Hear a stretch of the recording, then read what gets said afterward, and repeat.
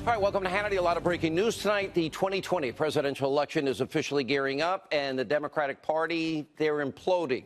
Radical, extreme, far-left socialists have now taken over. Any Democrat who doesn't fall in line and support this radical, extreme agenda, this left-wing vision, if you will, you get thrown down the curb by Ocasio-Cortez. You have a group now, and all of America needs to see this. Hyper-partisan freshman lawmakers, they are now leading the way. They set the agenda. Nancy Pelosi is afraid of all of those freshmen.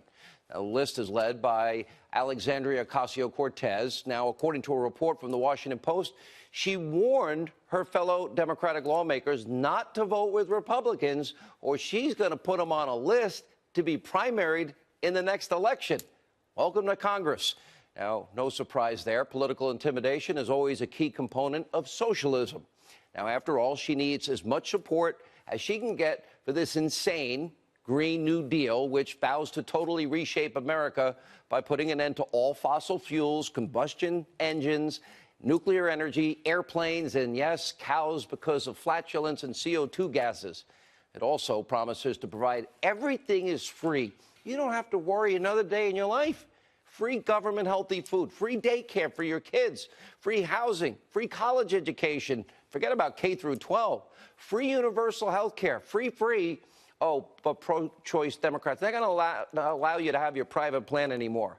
Forget choice. You get guaranteed vacations, you get universal guaranteed income, a guaranteed retirement, even people unwilling to work. But like any other socialist, Ocasio-Cortez, she's really just interested in improving her own quality of life and redistributing the wealth among those in her own inner circle.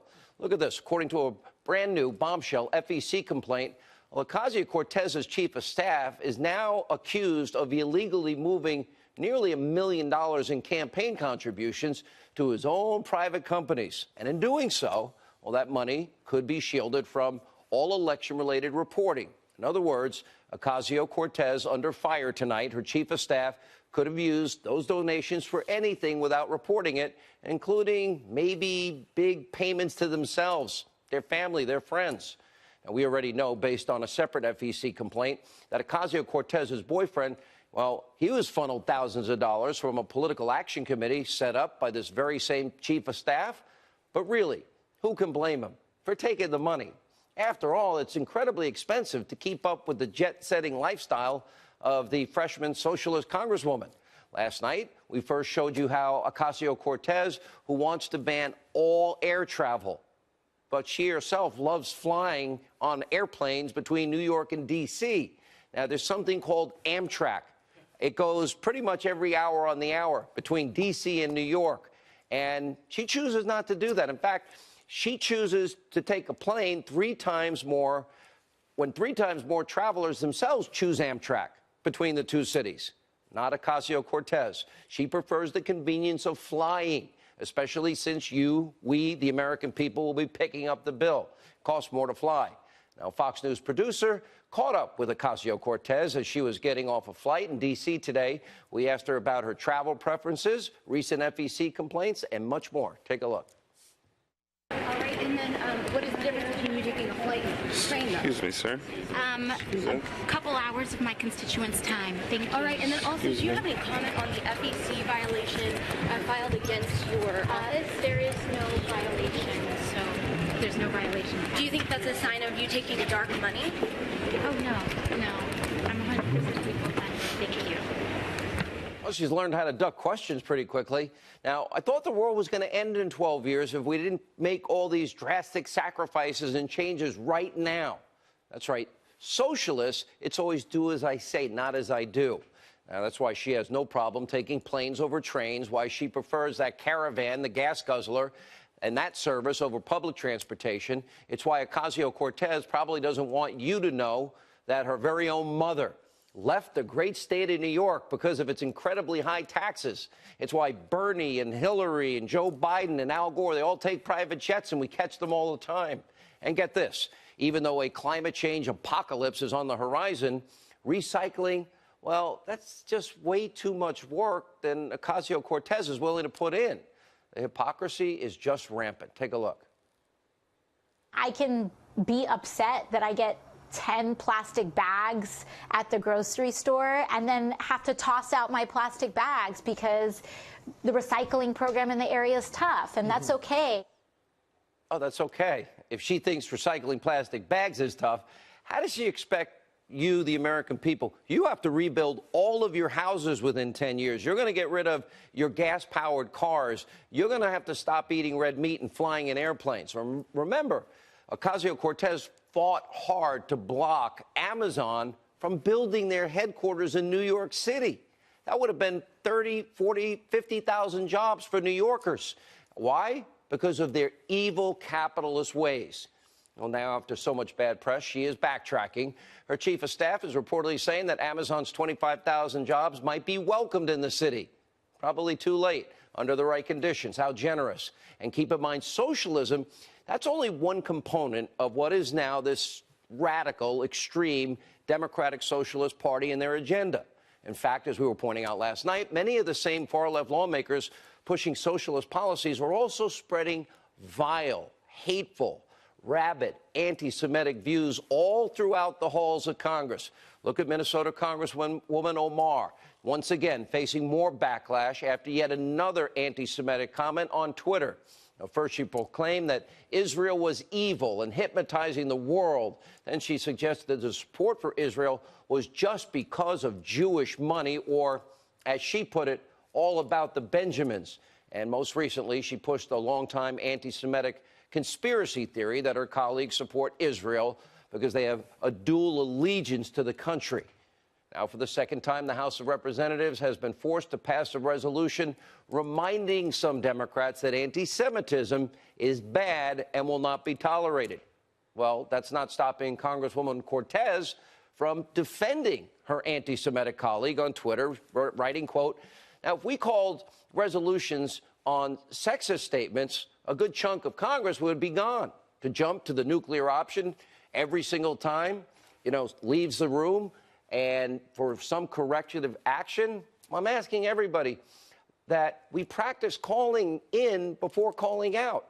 So I guess socialists, sort of a feather stick together, right? Birds of a feather. Even when one of them is absolutely obsessed with hating the world's only Jewish state, our closest ally in the region, the only democracy in the region, Israel. And meanwhile, far-left, anti-Semitic bigot and self-proclaimed women's rights leader Linda Sarsour backing up her radical friends on Capitol Hill, slamming Speaker Pelosi's decision to put forth the resolution against anti-Semitism, calling the speaker, quote, "a typical white feminist upholding the patriarchy, doing the work of power white men."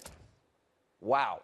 And you know what? Nancy Pelosi's afraid to take a stand because that freshman group, they can unseat her pretty quickly. So while some congressional Democrats focus on hating Israel and a bizarre socialist eco-state, well, Congresswoman Maxine Waters is back, and she's sticking to her own longtime favorite obsession, impeaching 45. And yesterday, she renewed these new fantasies on Twitter, writing that, quote, "impeachment is the only answer. Socialism, anti-Semitism, impeachment, unprecedented 24/7, 365 investigations, 8 committees into all things Donald Trump. An investigation in search of a crime, any crime, 24/7, abuse of power, try to bludgeon the president politically, impeach him. If they can't impeach him, death by 1,000 cuts." It is a very scary picture inside this new radical Democratic Party. And as the 2020 primary season kicks into high gear, it has become very clear that it will be a contest to see who can present the single most radical, most extreme, most socialist vision for America's future. Do you want America to be a socialist country? Bernie Sanders appears to have some early momentum. On-the-fence candidates like crazy Uncle Joe Biden, he may be losing before he even starts. Look at what happened during fake news, CNN's Democratic Focus Group earlier today. I hope Uncle Joe's watching. Take a look. How many of you would like to see Joe Biden get in? Show of hands. What's happening, Russell? His time is done. But to be honest, Senator Biden really comes from the kind of the good old boy politics of the past. I don't think Joe Biden represents that new thing that we need. We need a new economy. We need a new politics, and we need someone different. Remember, if Hillary didn't cheat, that nomination would have gone to Bernie Sanders. And while Biden is on the fence deciding whether or not he's going to run, Hillary, wow, huge announcement. She won't try it a third time. And that's not stopping her allies from rehashing old wounds with Sanders from 2016. This intramural Democratic battle is real. Remember, last week, former Clinton aide referred to Sanders as, quote, His Royal Majesty, King Bernie Sanders. Well, he does have 4 mansions. We do know that. Apparently, he demands private jet rides while campaigning for Clinton. Apparently, they didn't like that. That's prompting a former Sanders campaign ad to call the Clinton camp, quote, some of the biggest a-holes in American politics. So it is showing no signs of stopping. And as Clinton allies are continuing to snipe at Sanders, well, with one former advisor recently tweeting that only half of Bernie's donors will, quote, name Vladimir. Wow. Not even President Trump weighing in. He's getting in on the fun. Crooked Hillary Clinton confirms she will not run in 2020. Rules out a third bid for the White House. Ah, shucks. Does that mean I won't get to run against her again? She will be sorely missed. And even without Hillary Clinton, 2020 is shaping up to be a very, very toxic year for the Democrats. Now, their issues are much larger than any of this infighting. This is where it gets serious. The Democrats' biggest problem is they are pushing the most radical agenda of any party in this country's history. By the way, before birth, up to birth, during birth, after birth, abortions, that is called infanticide. That is a child living alone outside the womb. That would be called murder. That's the party of the Democrats now? The party telling you it might be reckless to have kids like Ocasio-Cortez? The party that wants to take away all private health care insurance. They want to socialize, nationalize health care. Now they're talking about legalizing drugs and prostitution. That's gaining momentum among the 2020 candidates. Reparations is now backed by many candidates like Kamala Harris, Elizabeth Warren. Many are supporting this top marginal tax rate of 70%. And by the way, after you pay your 70% and get to keep maybe 30, maybe not, depending what state you live in, well, if you save some money, then Elizabeth Warren wants a wealth tax on top of it. She wants another bite at the apple. And then, by the way, when you die in the United States of America, you got to pay to die. If you have any money left in your bank account, guess what? They're going to take 40% of that. And if you live in New York, they'll take another 10%. And by the way, so they can take care of people that are unwilling to work. And, of course, pay for child care and retirement and government food and health care and college. They're going to eliminate fossil fuels, gas and oil. They're going to destroy the lifeblood of our economy. They're going to get rid of planes, mandate you rebuild your home. Who's paying for that? The estimates now are as high as $94 trillion in 10 years. That's their proposal. Pushing open borders. Remember, Bozo O'Rourke actually wants to tear down the border walls, preventing any of us from being safe and secure.